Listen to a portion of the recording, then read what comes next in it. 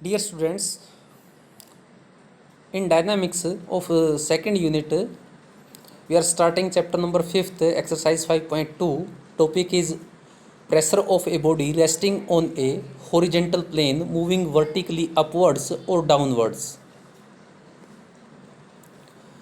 A body of mass m is placed on a horizontal plane which is moving with constant acceleration f. To find the pressure of m on the plane, if first the acceleration is in the upward direction, that is this one. Second, the acceleration is in the downward direction, that is in this direction. And third one is what happens if the downward acceleration of the plane is more than the acceleration due to gravity. Now, taking the first case, when the horizontal plane is moving vertically upward with acceleration f.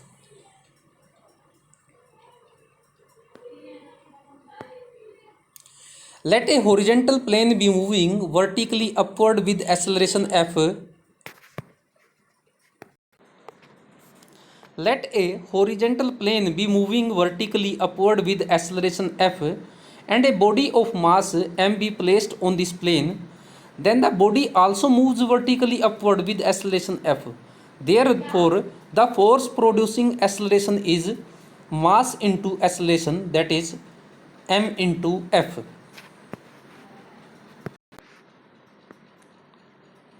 Thus, the force acting on the body are: first, the weight mg of the mass acting downward, that is this one.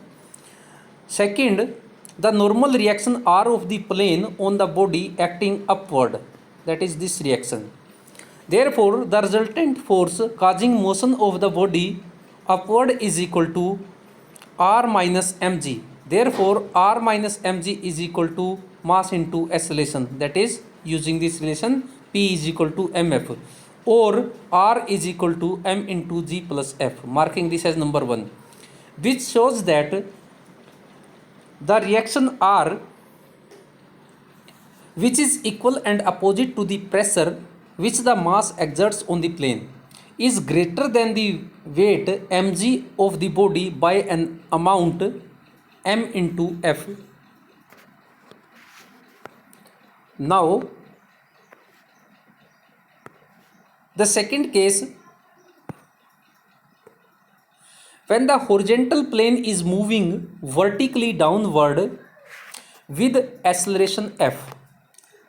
Let a horizontal plane be moving vertically downward with an acceleration f and a body of mass m be placed on the plane. Then the body also moves vertically downward with acceleration f. In this case, the resultant force causing motion of the body downward is equal to mg minus r dash, where r dash is the normal reaction of the plane on the body. Therefore, equation of motion is becomes mg minus r dash is equal to mf, or r dash is equal to mass into g minus f. In this case, the reaction r dash is less than the weight of the body. Now, the case third, when f is greater than z. In case f is greater than g, then the plane is moving downward with acceleration f is greater than g, then reaction r dash is negative. In this case, the body does not remain in contact with the plane. The body moves freely downward with the acceleration g and the plane moves downward with acceleration f is greater than g. Now, making note, when the plane is moving with uniform velocity, then f will be equal to 0 and thus r is equal to m into g, that is apparent weight is equal to the actual weight. The apparent weight r is greater than or less than the actual weight according as f is in the upward or downward direction, that is according as the force producing acceleration effective force is in the upward or downward direction. Second, when a mass is being lifted or lowered by means of sting, the tension T in the sting replaces R, and then T becomes equal to m into g plus F for upward motion, and for downward motion T is becomes equal to m into g minus F.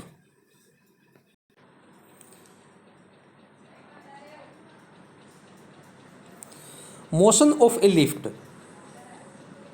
The motion of a lift is a particular case of motion of a horizontal plane.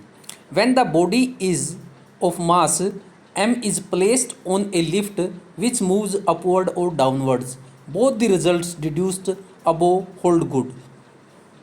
Now, taking the example first, a body of mass of 100 kg is placed on the lift moving downwards. The lift moves at first with acceleration of 5 meter per second square, then with constant velocity, and finally with retardation of 5 meter per second square. Find the pressure exerted by the body on the lift in each part of motion. Now, for the solution, let R1, R2 and R3 newtons be the pressures of the body on the lift which is moving downwards during acceleration, uniform motion and retardation respectively, first, second and third. That is 100 g weight acting downward, there is normal reactions R1, R2, R3, and here is acceleration 5 meter per second square, here is acceleration 0, here is acceleration minus 5 meter per second square, that is retardation. Now, case first, when the lift is moving downward with acceleration 5 meter per second square, the normal reaction of the lift on the body is R1 newtons and acting upward. Here F is 5 meter per second square, therefore equation of motion is 100 g minus R1 is equal to mf. Therefore R1 becomes 480 newtons. Now case second, when the lift is moving downward with constant velocity, the normal reaction of the lift on the body is R2 newtons and acting upwards. Here F will be equal to 0. Therefore equation of motion is 100 g minus R2 equal to 0. That is, this implies R2 is equal to 980 newtons. Now, the third case, when the lift is moving downward with retardation 5 meter per second square, the normal reaction of the lift on the body is R3 newtons and acting upward. Therefore, equation of motion is 100 g minus R3 is equal to 100 into minus 5, that is R3 is equal to 1480 newtons. Example number second, a body whose true weight is 13 kg weight appeared to weigh 12 kg weight when weighed by means of a spring balance in a moving lift. What was the acceleration of the lift at the time of weighing? For the solution, true weight acting downwards is 13 kg weight, that is 13 g newtons. Apparent weight is equal to tension in the spring balance acting upwards, that is 12 kg weight, this is equal to 12 g newtons. Since the apparent weight is less than the true weight, the lift is moving downward.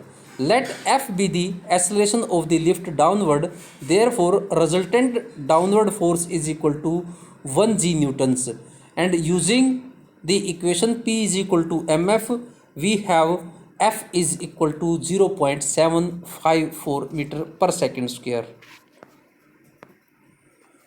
Now, example number third, a mass of 10 kg falls freely a distance of 10 meter, that is from here to here, and is then brought to rest after penetrating through 1 meter into sand from here to here. Find the average force exerted by the sand on it. For the solution, motion from rest to the ground, let V be the velocity with which the mass strikes the ground after falling 10 meter from A to B. Here initial velocity is 0, u equal to 0, h is 10 meter and g is equal to 9.8 meter per second square. Using the relation v square is equal to u square plus 2gh, we have velocity is equal to 14 meter per second square. Now for the second case, motion from ground into the sand. When the body penetrates 1 meter into the sand, the velocity becomes 0. Here initial velocity is equal to u is equal to 14 meter per second square, final velocity v0 and distance s is 1 meter.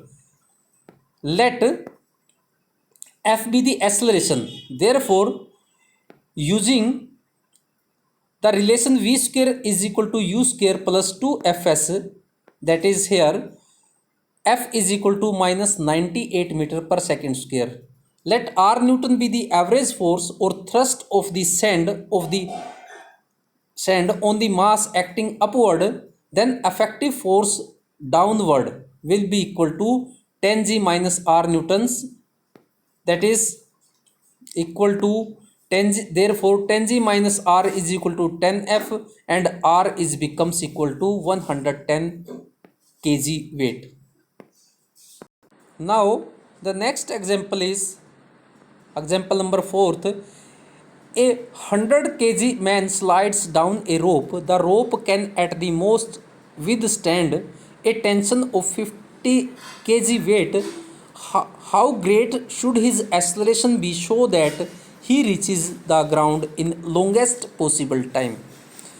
Solution is, let T be the tension in the rope and let the man slides down with an acceleration of f meter per second square. The equation of motion is 100g minus t is equal to 100f and t is equal to 100 into g minus f, marking this as number 1. But maximum tension is 50 kg, therefore 100 into g minus f is less than equal to 100g. This implies g is less than equal to 2f. This implies f is greater than equal to g by 2. Thus, in order to have the longest time, we must have the least value of f. Therefore, required acceleration is g by 2 meter per second square, that is 4.9 meter per second square.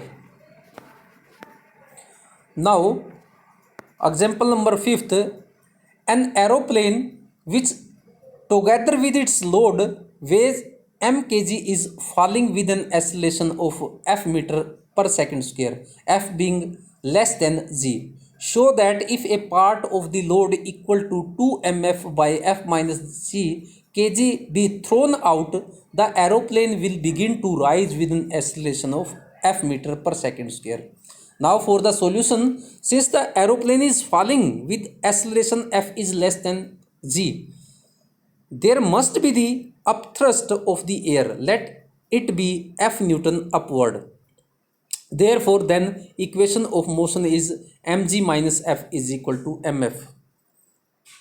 Let m kg be the load thrown out so that remaining mass m minus m kg has the new acceleration f meter per second square upward. Therefore, equation of motion is f minus m g is equal to m minus m f, marking this as number 2. Adding first and second, we get mg is equal to 2m minus m f.